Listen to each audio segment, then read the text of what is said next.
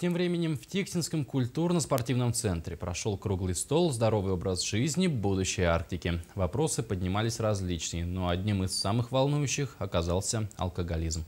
Какие предложения по решению этой проблемы поступили в ходе заседания, вы узнаете из следующего материала. Считается, что алкоголизм – это прогрессирующее заболевание, как духовное и эмоциональное, так и физическое. По этому поводу в культурно-спортивном центре состоялось заседание круглого стола на тему «Здоровый образ жизни. Будущее Арктики».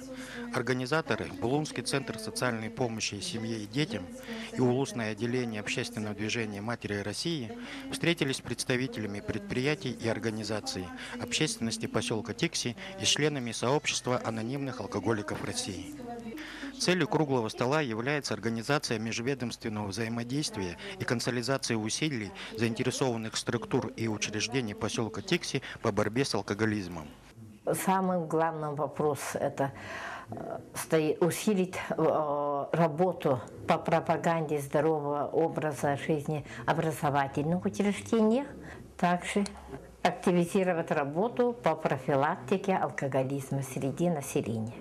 Заслушав и обсудив информацию специалистов, участники круглого стола решили, что остается проблема о занятости населения в районе, рост алкоголизма населения, а также проблема женского алкоголизма.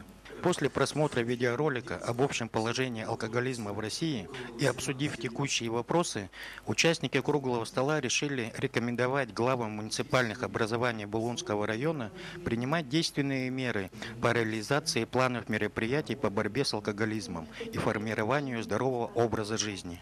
Участники круглого стола выражают уверенность в том, что реализация предложенных рекомендаций послужит повышению результативности профилактики алкоголизма в целом в районе. С новостями из Тикси Валерий Савельев.